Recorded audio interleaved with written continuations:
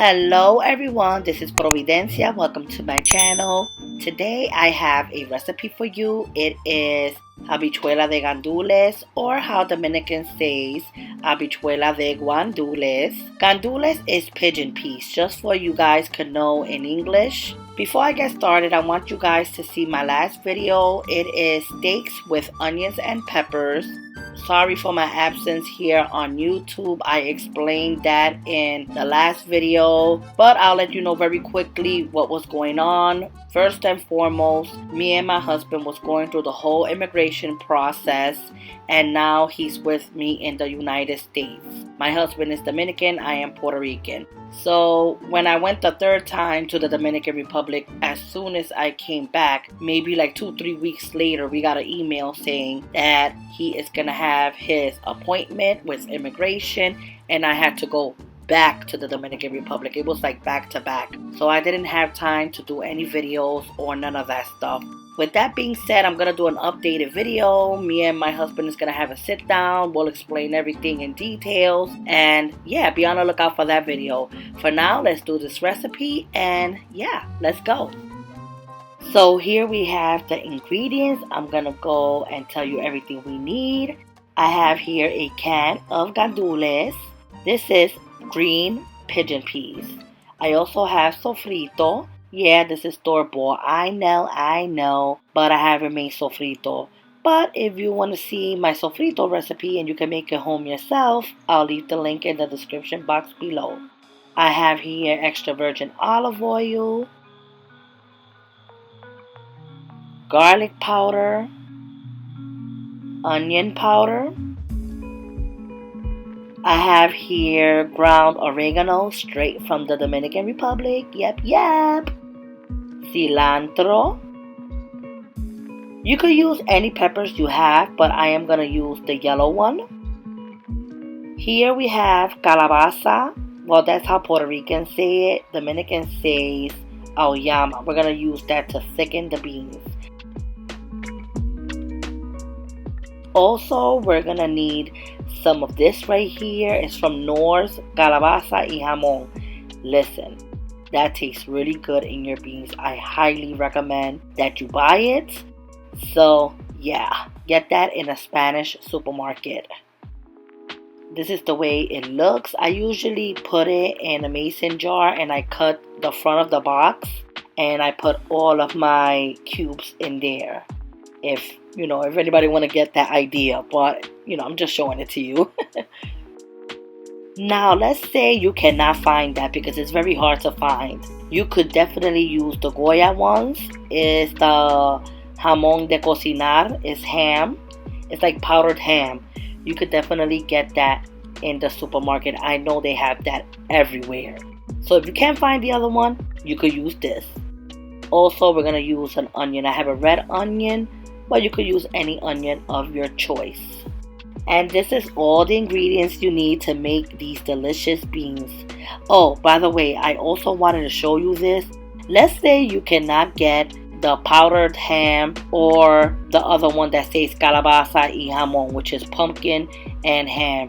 These are substitutions. You could buy either or in powder form, like the chicken bouillon, but like in a powder form. I know I'm not making no sense, but I'm trying to show it to you step by step. So those are other options. First, you're gonna need a pot or a caldero. A caldero is a pot that Spanish people use a lot. Highly recommend you get it. You can buy it at Amazon. I am gonna add about a tablespoon of extra virgin olive oil. Make sure your pot is on low. I'm gonna add some sofrito. I added 3 tablespoons of sofrito. Okay, you don't have to do this, but I did took some of the juice of the sofrito. You don't have to do this. You could just add 3 tablespoons, but I wanted extra flavor in my beans. I'm also gonna add a piece of red onion. I added 2. You don't gotta dice it or none of that. Just put it there whole. About a quarter of pepper. Like I said, use any pepper of your choice.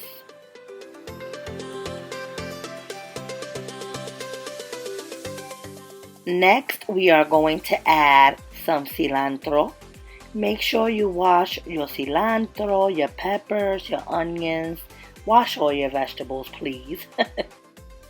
We're going to add some garlic powder. If you have garlic salt, just try to be a little easy. You don't want your beans to come out salty. I highly recommend garlic powder. Onion powder, add as little as much as you want. Just make sure that if you have the onion salt, don't use too much because then it's going to be salty. I'm going to add some oregano. I love oregano. So I add a decent amount, but yeah, you can add any oregano that you have on hand.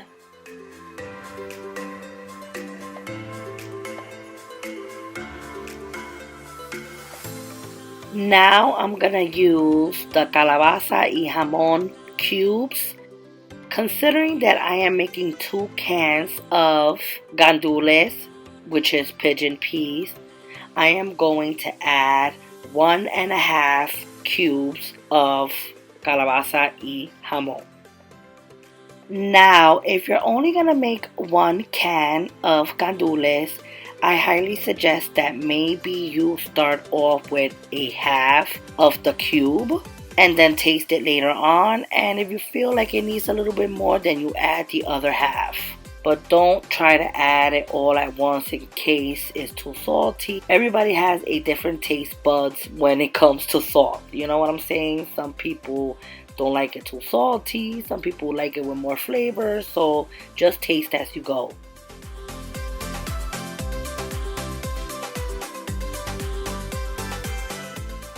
Mix this all up. Remember, this is supposed to be on low heat.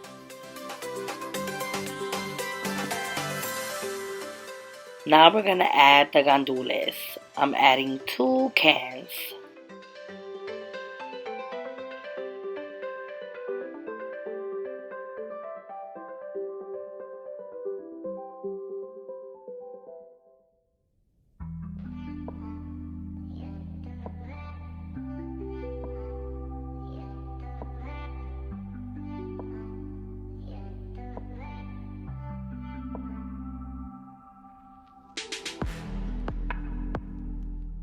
Do not throw away that can. We're going to use that to put water in there and measure, if it makes any sense.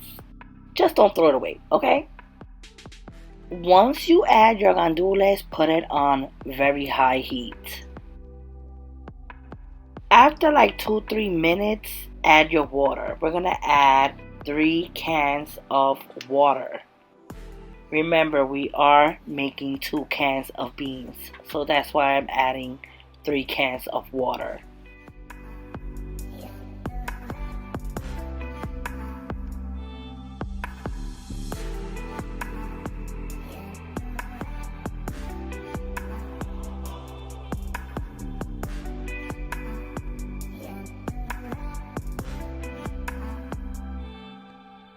In the meantime, while it's boiling, we are going to cut our pumpkin. Please make sure that you watch your fingers because you could see that I am struggling here. The struggle was real cutting this. Trust me.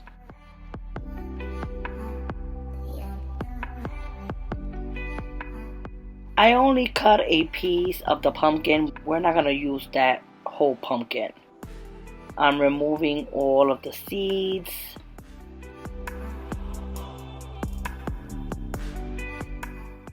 Then I'm going to cut them into thick strips just to make it a little easier for me. Again, be careful with your fingers.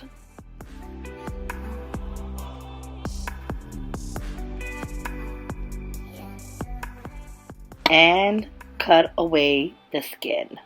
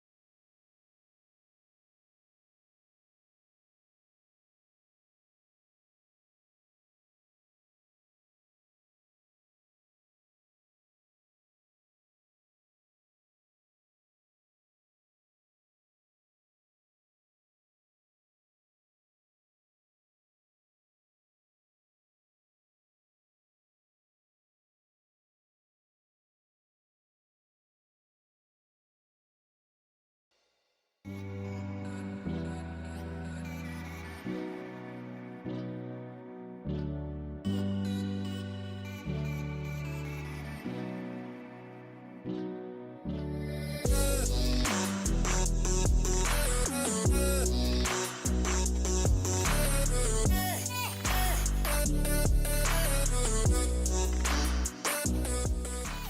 I'm checking out the consistency, and as you can see, my beans have a nice color to it. So we're gonna remove all of the peppers, the onions, and the cilantro. We want some nice clean beans. Not to worry, all the flavors of the onions, peppers, and the cilantro is already on the sauce of the beans. So do not worry about that. So I'm gonna remove them all out as much as I can.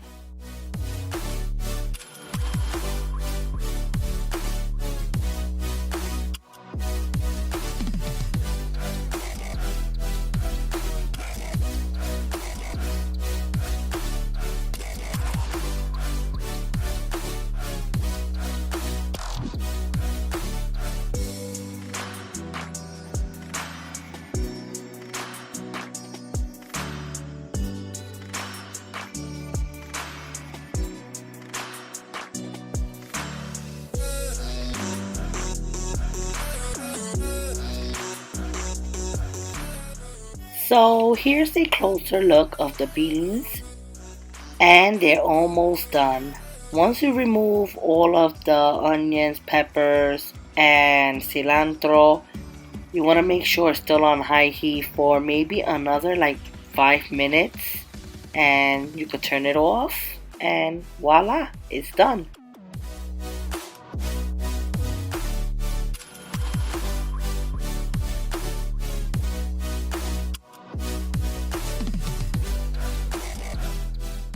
We could throw that away. We don't need that anymore.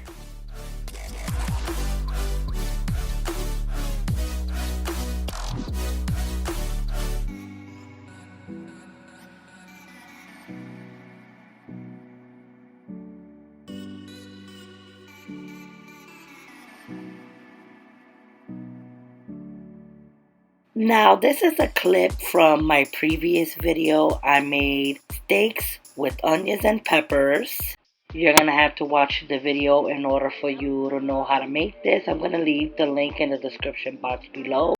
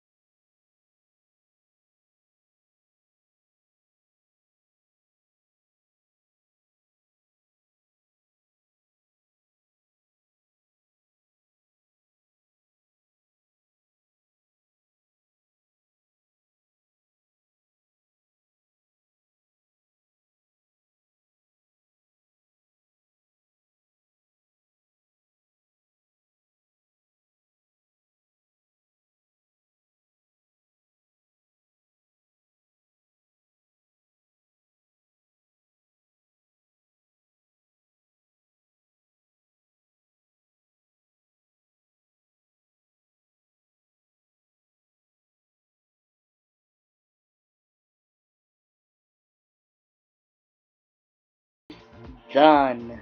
Yes. This is the final plate. I did a recipe on my steaks, onions, and peppers. I'm gonna leave the link in the description box below.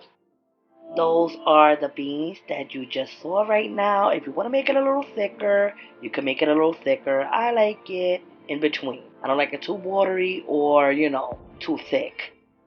Those are fried Dominican eggplants. Those are so good. That is my mother-in-law's recipe, so I made it just like her. And I also did a video on that. That's going to come up next. This is the steaks with onions and peppers. That was last week's video, so I'm going to leave the link to that and take a look at it because those steaks are very delicious, tender, juicy, flavorful, delicious. I paired it up with some white rice, sweet plátanos, avocado. In case you guys are seeing the two flags, my husband is Dominican, I'm Puerto Rican. That is my salad. I like to add my salad dressing when I'm about to eat. I don't like my salad like soggy. I don't know. I don't like it.